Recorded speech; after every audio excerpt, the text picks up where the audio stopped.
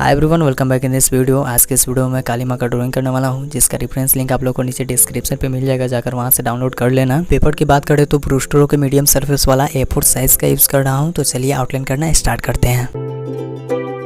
First of all paper के top में 2-2 centimetre छोड़ कर 20 सेंटीमीटर तक मार्क देना है। मार्क कंप्लीट होते ही सेम मार्क को पेपर के नीचे भी ड्रॉ कर लेना है। तो चलिए फटाफट मार्क कंप्लीट करते हैं। तब तक के लिए आप लोग भी एक लाइक कर देना, क्योंकि आप लोगों का एक लाइक मुझे काफी ज्यादा मोटिवेट करता है अगला वीडियो क्रिएट करने के लिए। अब पेपर के राइट साइड में मार्क करने के लिए पेपर को मूव कर ले रहा हूँ, थोड़ा कंफर्टेबल होगा। यहाँ पर भी आप लोगों को 2-2 सेंटीमीटर पे ही मार्क देना होगा, लेकिन पेपर का लेंथ थोड़ा बढ़ गया है तो इसको 28 सेंटीमीटर तक देना होगा। मार्क कंप्लीट होते ही सेम मार्क को पेपर के नीचे भी ड्रॉ कर लेना है। बाकी मैं किस किस पॉइंट पे मार्क दे रहा हूँ स्क्रीन पे मेंशन कर दूंगा, ऊपर आप लोग देख लेना।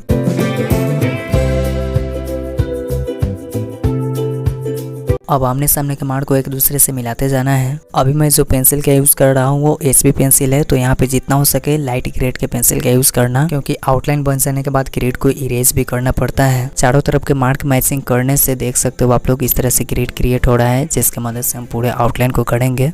ग्रेड बन जाने के बाद गाइस पेपर के टॉप में और लेफ्ट साइड में 1 2 3 4 करके नंबरिंग देना है।